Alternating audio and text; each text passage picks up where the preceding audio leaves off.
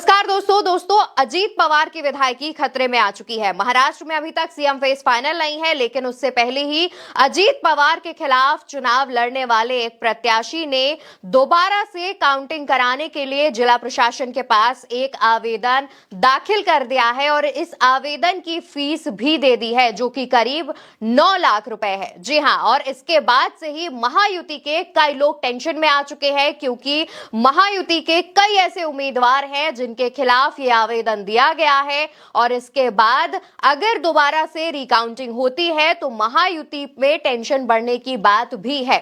और कुछ ऐसा ही हो रहा है। सिर्फ एक उम्मीदवार ने नहीं, बल्कि कई उम्मीदवारों ने ईवीएम में गड़बड़ी को लेकर के दोबारा से चुनाव आयोग का दरवाजा खटखटाया है, जिला प्रशासन के पास एक आवेदन दे दिया है। आपने भी सुना होगा कि चुनाव के दौरान कई तरीके की दिक्कतें सामने आई थी, ईवीएम को लेकर कई बड़ी बातें सामने आई थी। रिजल्ट्स के बाद भी कई ऐसी खबरें आई थी जहां पर ईवीएम में गड़बड़ी, चुनाव से पहले ईवीएम में सेटिंग और कैंडिडेट्स के वोट हटाने तक के जो आरोप हैं वो विपक्ष ने लगाए थे।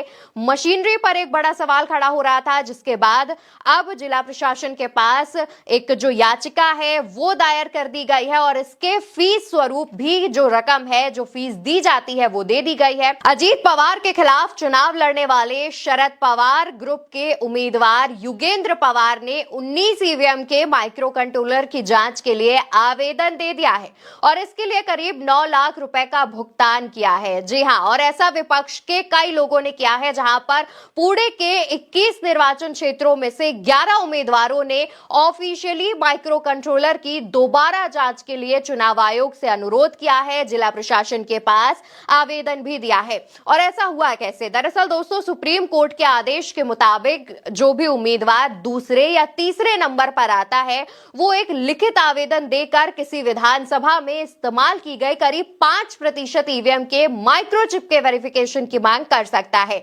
जिसके बाद पुणे से 11 उम्मीदवारों ने अपने जिले की करीब 137 इलेक्ट्रॉनिक वोटिंग मशीनों यानी कि ईवीएम के माइक्रो कंट्रोलर की जांच की मांग की है और इसके लिए करीब 67.64 लाख रुपए का भुगतान दिया है। ये जो भुगतान है, ये सभी उम्मीदवारों ने मिलकर दिया है जिन्होंने ईवीएम के माइक्रो कंट्रोलर की जांच के लिए आवेदन दिया है। यानी कि महाराष्ट्र में माइक्रो कंट्रोलर की जांच के लिए 66 लाख रुपए से ज्यादा की धनराशि दी जा चुकी है। माइक्रो कंट्रोलर की जांच की मांग इसलिए भी की गई क्योंकि उम्मीदवारों ने कहा था कि कई जो दिक्कतें सामने आई ईवीएम को लेकर, इसके बाद ये मांग उठ गई है और सुप्रीम कोर्ट का ये आदेश था, जिसके बाद जो उम्मीदवार हैं जो दूसरे या तीसरे नंबर पर रहे, उन्होंने अपने हक का इस्तेमाल किया।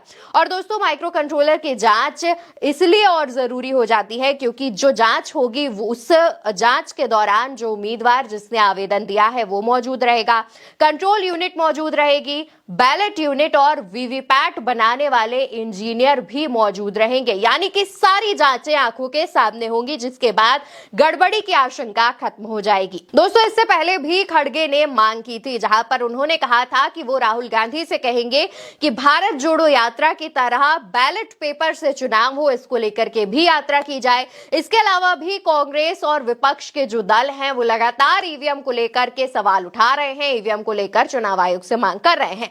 हालांकि चुनाव आयोग के कान में ईवीएम को लेकर कोई जू नहीं रेंग रहा है। लेकिन आप महाराष्ट्र की राजनीति की तरफ रुख करेंगे तो आपको पता चलेगा कि कैसे महायुति महाराष्ट्र में जीतने के बावजूद सीएम फेस तय नहीं कर पा रही है। सिर्फ उटव्वल मचा हुआ है। जगह, समय, दिन सब तय हो चुका है कि 5 दिसंबर को इस जगह पर, इस समय पर जो है शपथ ग्रहण समारोह होगा, लेकिन वो शपथ लेगा कौन, मुख्यमंत्री बनेगा कौन, ये तय नहीं हो पाया है।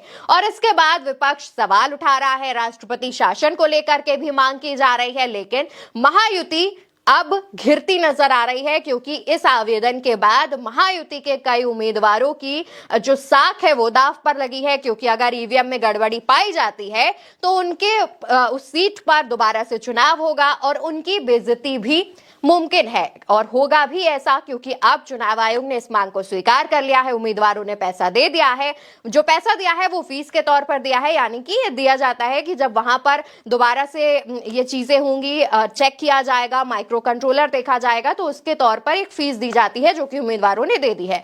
हालांकि ये जो जांच है, सत्यापन है, ये कब होगी इसके बारे में कोई जानकारी नहीं है। जैसे ही जानकारी आएगी हम आप तक पहुंचाएंगे। लेकिन अब माइक्रो कंट्रोलर की जांच के बाद जो रिजल्ट सामने आएगा उससे तो महायुति पहले ही घबरा गई है। बात का क्या होगा इसका अंदाजा हमें और आपको दोनों को बखूबी है। फिलहाल इस वीडियो में इतना ही।